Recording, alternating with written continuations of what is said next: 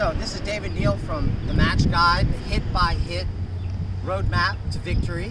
I'm here with Tammy. Hi, Tammy. So we started with the foundation, rally, reset, strike. We're going down to the minimal, the micro level, I like to call it, meaning the hit. We want to focus on every hit, and that allows us to be present. We don't feel the nerves as much, and we play better. We're more loose, okay? But it also is good because we have a specific and correct guide to use. Rally balls, we set it up. Reset, we're in trouble. We lob, strike, we try to end the point, okay? Then we bring it up another level and get a little more focused. We hit it cross court. Why? Because it's high percentage. You can't always hit cross court, and you shouldn't always, but at least 90% of the time. 9 times out of 10, try to hit cross court. The net's lower, the court's longer, the target's bigger than straight ahead. So everyone in the world, myself, you, Serena, Roger, they're all going to make more out of a certain number of hits cross court. It's just math, right? It's probability. The last step is everybody you play is going to have a weakness and a strength. Okay? Most people in the world are right-handed and prefer forehands. Who's that? Okay? So that's where we can start. Okay? That's why left-handers, by the way, have such an advantage, because it's opposite. Okay? So what we're going to, and you have to test and measure. That's for you to do in the match. Okay? But what I do is I always think in 2 shots when I'm playing. The best players on the planet average about 4 hits in singles. That's it, 4 hits. Okay? And they're the best in the world. So we're having less than 4 hits in a point. So we're going to think in sequence of 2. And when one shot's done, we're going to reset it with another one, okay? So what we're going to do is we're going to focus on the rally balls cross court. We're going to go back. And then what I want you to focus on, let's say that this person is a typical right-hander, okay? They prefer forehand. So you either go at the forehand to get them off, and then the next shot's at the weakness, or you go right at the weakness. So I'll call them out. I call them set plays, and I always think in series of 2. So rally ball, move back a little bit. Let's go after the forehand to get them off the court to go to the weakness, okay? So rally ball, cross court to the forehand, very nice. And now go to the backhand because it's open. Beautiful.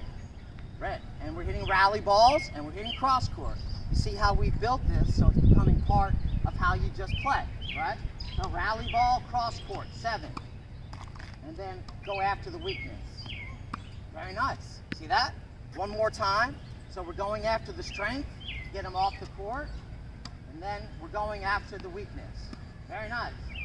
And now go after the weakness. Beautiful. See how that works? Go back, we'll try one more time. Now they're different combinations, but they're always in series of 2. So now go after the weakness, go after the backhand. Very nice. And then that opens up to the other side. Beautiful.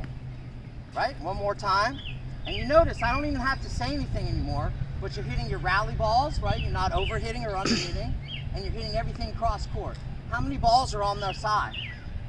0.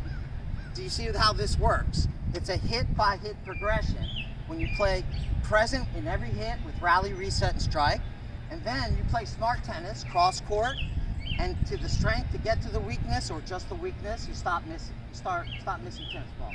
Here we go. Rally ball, cross court, without bad bounce, and then go after the weakness. Look at that. See that? One more time. And I'll let you decide.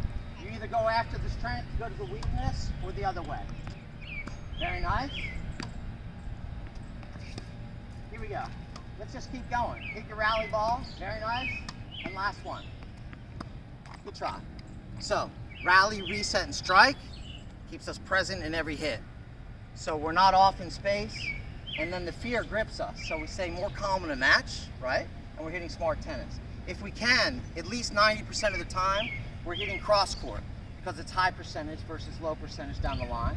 And then finally, we're trying to play our strengths to someone else's weaknesses. Now the weakness is not always open. So sometimes we have to go at the strength on a right-hander, for example, to open up the weakness.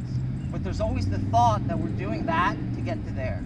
And what the Match Guide does is when you think this way, you're present in every shot, and once again, every point's going to end in a winner, or an unforced error, or a forced error. What we're trying to do is get the unforced errors down here. That's what really wins matches.